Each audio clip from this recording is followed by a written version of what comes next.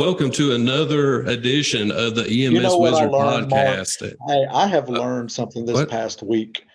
Yeah. I mean, one of these days I'm gonna let you finish, but I gotta tell you some stuff. I got in Are you some not? hot water.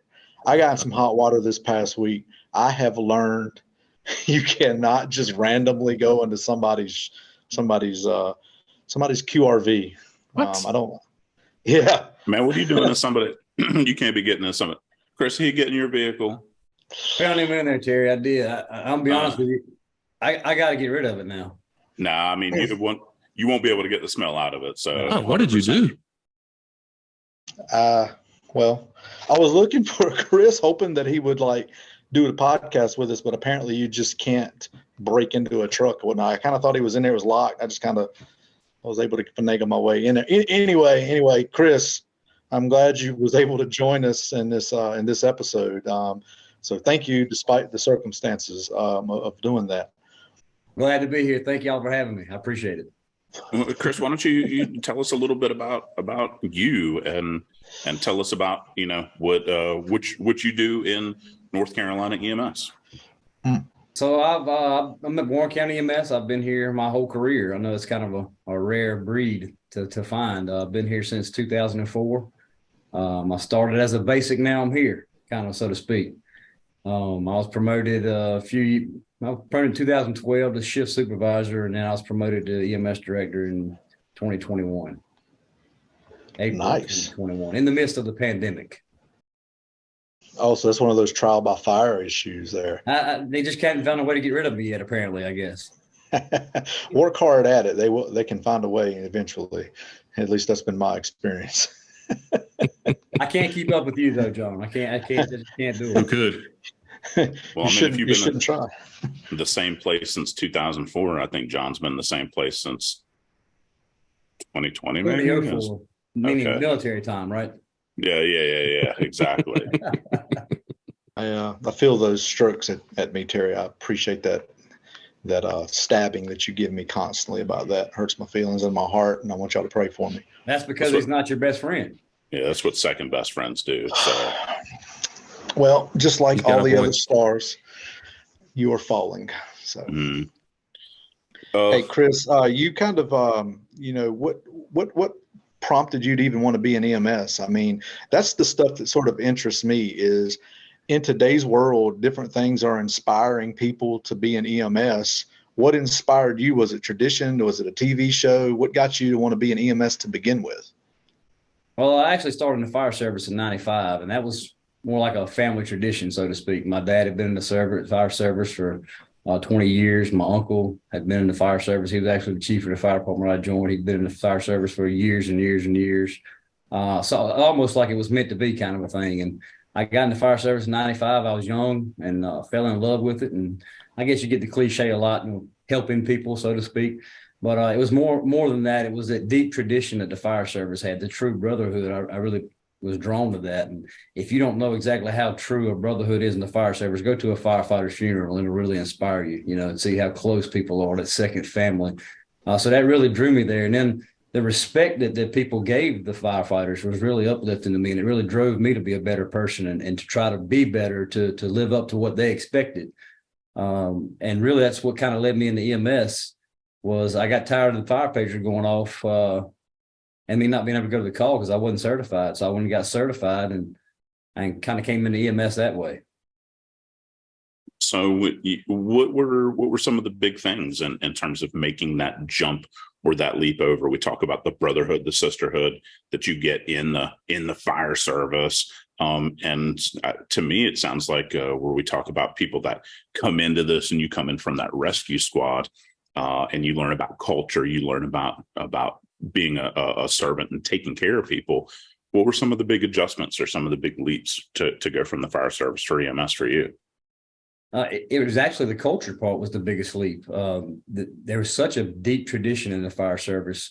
And when you look back over the history of EMS, we've changed, but we've really never gotten that really deep tradition that the fire service has. And we really haven't made that next leap to a true profession where I would like to see EMS get to in the future. So that part was different for me. The the education that was available there was a barrier. I think we're still fighting some of those struggles today, but it's definitely better than it was. So it was a trial by error sort of thing. Try to learn best practices from where somebody else failed, and the networking that was involved in that was somewhat challenging, particularly where we're at in Warren County, in a very rural area, where we only had 2 trucks on shift 24 hours a day, and we were running somewhere between 2,000 and 2,500 calls. So we were a very small organization at the time in 2004. And probably half of our responses were convalescent or inter-facility transports at that time. So it was a big jump from the fire service to EMS, just a different shock. And it's not exactly what you would expect when you go into, or at least I feel like what people expect when they go into the emergency medical services. You expect that every call is a high acuity call. It's a life or death. Let's try to save somebody's life here. And you find out real quick that's not exactly what you're getting yourself into, particularly nowadays. Yeah. So, Chris, you've been with Warren County for a long time. Have you worked your way up from EMT all the way up to where you are now as the director? What do you feel like has been one of the most beneficial things that you've learned going through your promotional processes and working your way up through the ranks of responsibility? So I've been really blessed to have a very big network of friends. I'm a firm believer you don't have to know everything. You just got to know where to find it. And there's some amazingly knowledgeable people in the EMS, and a lot of them have helped me through my way. The biggest leap for me when I got promoted was to make that transition from helping people to helping those who help people. And that was a hard transition for me, particularly when I would go on some of the higher acuity calls with the crews. I found myself reverting back to what I was 2 months ago or a year ago. Even it took me a while to figure out where that boundary was and where what my role was. And I found myself stepping on providers' feet a lot, particularly the younger providers. I've been doing this 20 years. Let me step up here and run this call. And I found out real quick I was upsetting a lot of people. But as far as the transition, I think that one of the biggest things I learned was you're not going to know it all. And it's okay to say, I don't know, and look for that help and seek it out, because I think that's the elephant in the room a lot of times when you get to this level is realizing that the problem that you're facing is probably a problem somebody else is facing. And instead of saying, I don't want to talk about this problem we have because I don't want to make us look bad, chances are somebody right next door or the door next to them has had the same problem and had to fight those same battles. And if we have to go through that whole process of reinventing the wheel, we're really going to set ourselves and our neighbors and everybody else back a few steps. I think that I don't know is one of those underused terms. We're scared to say it. Officers get promoted, and because they're confident, they go through the whole, now I'm in this position. They're scared to say, I don't know, because they feel like, hey, I was promoted. Ain't I supposed to know? And I think you're right, but I also think that sometimes that's not even the problem. I think that I think one of your students said it the best. You don't know what you don't know. And I feel like a lot of people are promoted and they don't know what they don't know. So they're going through the course of work like they do know, or that what they're facing really is not even in their mind. And they're going through with all this confidence in the world, and really they're failing miserably, but they just don't know it. Right. When you said that you got promoted in the middle of COVID, what was that transition like to be in one position facing something you've never faced before, like a pandemic, and then being promoted to the top seat in the middle of that? What was that experience like? Oh, there's no playbook. That's a hard, hard transition. Yeah, I think it was a barrel of emotions all at once. Frustration was up there at the top of the list. Overwhelmed, overworked, understaffed, you name it. All the emotions were there.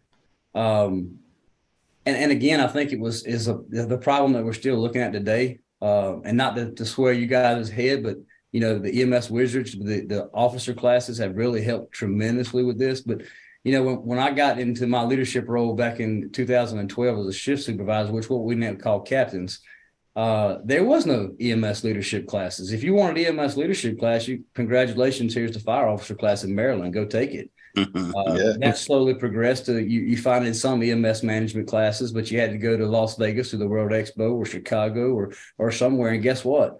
that's not really helpful either, because guess what model they're working off of? They're working off a fire model. It's not, North Carolina based. So while the class has slowly evolved, you really still never got that true leadership training for North Carolina EMS. I think the closest thing that came here first was the class at UNC Charlotte.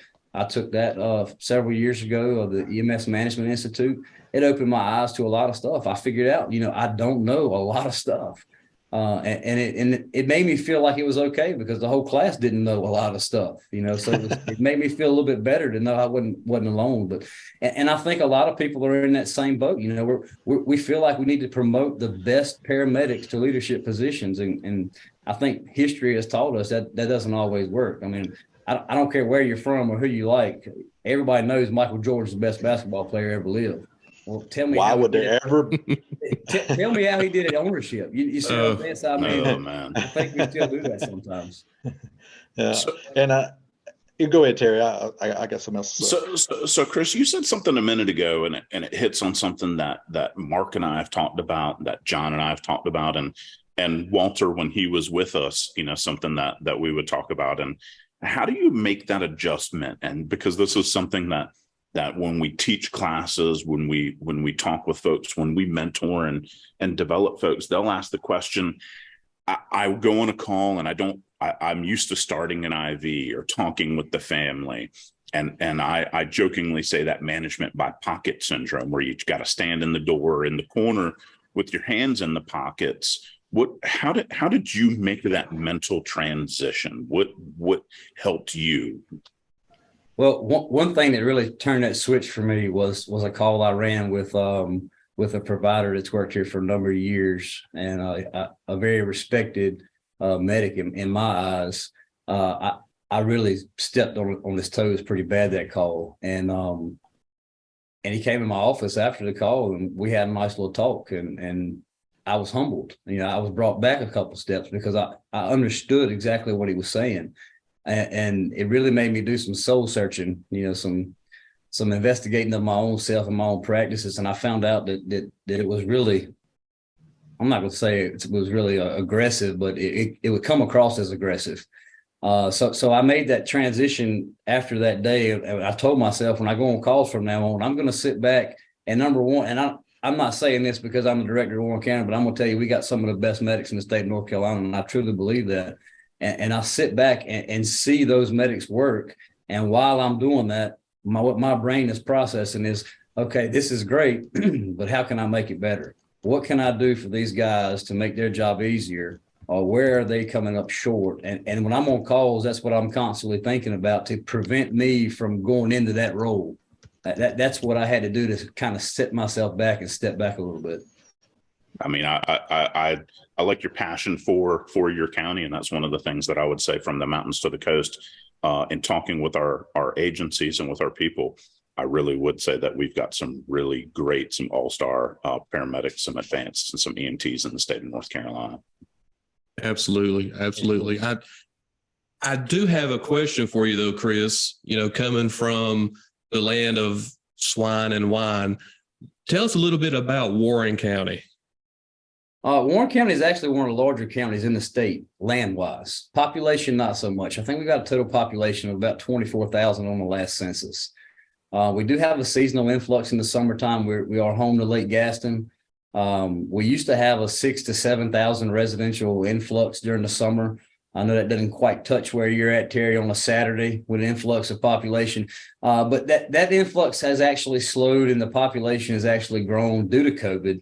When we've had the self-isolations and the quarantines with COVID, a lot of people from the Raleigh, Durham, Chapel Hill area, the coast, and places like that had lake houses, they quarantined at the lake. And then when COVID was kind of resolved, or calmed down a bit, I should say, they say, you know what, we've made it here for 2 years. We're going to stay here. We're not going back to the city. And so the population has come up since then, as has the call volume. Obviously, our call volume went through the roof with COVID. Now that that's slowed down, the call volume has not. Our call volume has actually gone up every year for the last 7 years. We're getting close to 4,000 calls a year now. And like I said, the county size is huge. There's parts of the county it takes us 20 minutes to get to, running lights and siren. We do not have a hospital in the county. Our closest hospital is about 30 minutes away. We transport to a total of 7 different hospitals, all local hospitals. We do go to Duke and places like that too with STEMIs or burn centers or things. But the call volume is not what kills us. It's the man hours, the truck hours, about an hour and a half, hour 45 turnaround time per call. So we're averaging right now somewhere between 10 and 12 calls a day, running 4 trucks, 24 hours out of 3 stations. Going back to COVID, did you experience a lot of the agencies in North Carolina experienced that part where they were really preparing right when COVID happened for a lot of calls to drop all at once? Did you in Warren County experience that drop that happened in March, April, and May, and then that huge rebound that happened in June? What was that like? Well, honestly, I look back at the call volume. It's been about 6 or 7 months ago over the pandemic, and we never really saw a big surge at all. It just gradually increased throughout the pandemic. We did see a slight drop off in that time period you're talking about. When I say slight, maybe an average of 0.8 calls a day drop off. It lasted about 2 months, and then that second Omicron variant came through, and it went back up a little bit, and that's pretty much where it stayed. I think everybody was getting prepared for the pandemic when it first started. I don't think what we were not prepared for were the mass exodus of providers. And I think that's what really killed the service, and not just our agency, but killed it statewide, nationwide, really, was when we saw all the veteran medics that have been here 15, 16, 20 years say, you know what, this ain't for me. This is not what I want to do, and I'm out. And in a matter of about 2 or 3 or 4 months, we lost probably 30% of our providers. Wow. So Chris, how do you as a manager, you've got these tenured people who are leaving, and so now you've got these folks who don't have some of that experience or that job knowledge. What are some things that you're doing to help raise up that next generation in Warren County? I wish I had that magic wand, Terry. I mean, we're looking at several Wizard things wand? right now. To say what? A wizard wand? A wizard wand. I wish I had that wizard wand. We're looking at several things right now. I think everybody knows that the pay increases that Wake County, Durham County, Johnson County started. I think it's something that's very overdue for the profession as a whole. It's a great thing and it's a bad thing. Are the medics worth it? Do they need it? Absolutely. They need more than what we're getting. But it's a terrible thing for counties like Warren, that don't have the tax base that the Franklin counties and the Wake counties and the Orange counties do. We just can't match that. And it's really putting a strain on us even today to try to find that edge that we're just going to take us to recruit some people. So we've gotten approved to switch our schedule from the Kelly schedule we're running now, which is a 3-on, 4-off schedule, which it's a give and take. You make a little bit more money on that schedule, but the hours are just torrential. They're just draining. And so we got approved to switch to a 24/72 schedule sometime this fall. We're hoping somewhere around September, October is what I'm hoping for. We're looking at starting an EMS Basic Academy. The director in Guilford County, Director Albright, I respect him so much. I've learned a lot from him, probably more than what he knows. But they started an academy down there. They're doing a paramedic academy where we're going to try to start doing a basic academy where we actually pay somebody to come in with no certification, Monday through Friday, 8 to 5, and do a basic academy. Once you get through the basic academy, we're going to roll right into a paramedic academy. You'll be in school between 8 to 2, 2 o'clock. If your shift's on, you're on a truck. So we're trying to figure out ways to beat it, because money is not an option for us. We just don't have the tax base to match some of these salaries. When I first started as interim, when Director Pascal, who was here for over 40 years, when he was here, when he left, I think our starting pay for a medic was like $16.25, if I'm not mistaken. And the county's been good to us. The county's always been good to us. I think we're up now to $22.15. So we've made a good jump. But you look at hours drive from here, you're looking at salaries starting at $28, $29 an hour. And yeah, we've lost some people to that. And I get it. But we've got to find something that is going to make people want to be here. And the county, like I said, they've given us some great equipment to try to make fill that gap in a little bit. We've got the best equipment you can ask for. I can't ask for any better equipment. Every single truck we run is stocked to the gill with top of the line equipment. And I'm truly thankful for that. And that makes a difference. So the county's working with us, and we're trying to find a way, but that's what we're doing right now. And hopefully we'll see some benefits. If not, we'll back up and punt and try something different. So, Chris, you were talking about a while ago, kind of touched on some of the recruitment and retention piece of EMS. There's been the pay increases over time. You guys have great equipment, and that's in great shape. That's a really big draw for a lot of people. What do you see that's been really successful for you guys as far as a draw to get people into your agency or the profession overall? Well, we've done a lot of work with our FTO program, and I think that's done some leaps and bounds for our recruitment. I know it's been at least 20 years ago, but when we had providers start with us, it was here's your pager, here's the keys, here's your partner kind of a thing. And that was your training. And that's how you learned by the seat of your pants. And while I think there are benefits to that, I think that was a huge gap, and we were setting people up to fail. And we realized that we've done a lot with our FTO program to where we make sure we're not doing that anymore. And another thing we do, I'm huge on, is I don't want people to be afraid to fail. If I ask my providers the last time they failed and they can't tell me, then I feel like they're not pushing themselves. I mean, I want to encourage an atmosphere where people are not afraid to make mistakes and learn from what they do. We either win or we learn, and that's kind of the thing I like to promote. And I think that speaks leaps and bounds. I had a guy I really respected in the fire service. He was a chief at a department not too far from here, a pay department, and one of his members wrecked a brand new tiller ladder truck, probably $1 million truck. And when he got to the hospital, the only thing he asked him was, "Are you okay?" "Yes, chief, I'm good." He said, "Well, all right, anything I can do for you?" "No." And he turned around and he left. And I think that spoke volumes to his employees, where he's at and his mindset there. And that's kind of what I'm trying to promote here. And I'm not faking the front, that's how I am. And I've just always been that way. So I think that helps pull people, because people don't leave bad jobs. They leave bad management, So, I mean, Exactly. If we can figure that part out, I think Exactly. we'll have the recruitment stuff bid a little bit better too. The other recruitment tool you probably could have in there is trains. Do you have any trains in your county? No, we don't have any trains. We have train tracks, if that counts, but no Terry, trains. you could take pictures of train tracks, Terry. How do you have train tracks and no trains? We don't have time for that. Yeah, So that's a different podcast, Terry. We'll get there next time. Yes.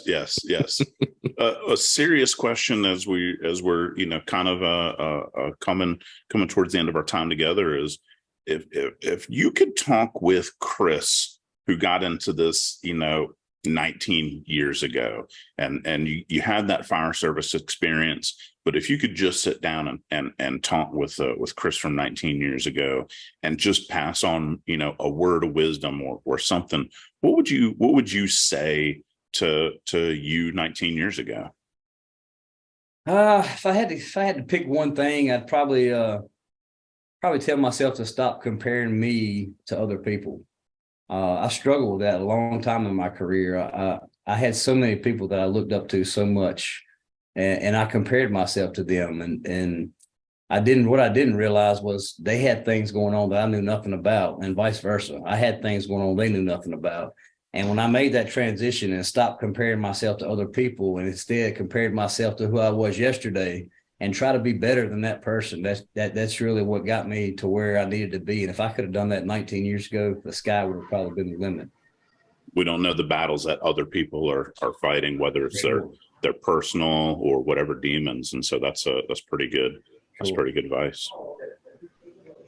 Yeah. And I think one thing we haven't mentioned is how Walter's not with us tonight much. But he's not dead. But he isn't dead.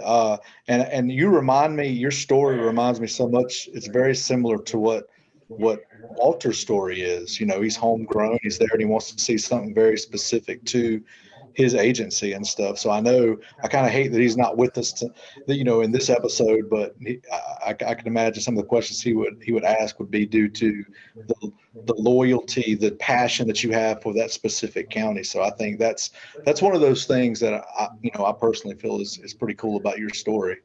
It's a cure and a curse all in one. I mean, you want to leave it better than you want to leave it better than what you found it. So it's a little pressure there, you know. So but and I think that too speaks a little bit to the recruitment side. If you're here for 20 years and you're here for the long haul, I think that speaks volumes to people that are interested in coming there. What's making him stay? Do you have a best friend? I've got a second best friend. Is it Terry? Is it me? No, Am I your Terry second best Terry friend? is not my best friend. Am I your second best friend?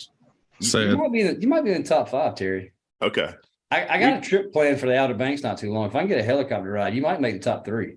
Okay. I mean, What? I make no promises, but we can see what we can do. I'm willing I mean, to barter. John doesn't have a helicopter. No. Good What does point. that have in it? What? And What? you didn't get in my truck either, Terry. So I mean, Yeah, you I got mean, a that's leg up true. there too. That's because Why you gotta- I respect the man in his vehicle.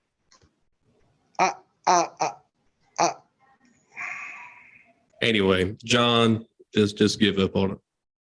Chris, it's been a pleasure talking with you during this episode. Really enjoyed the conversation.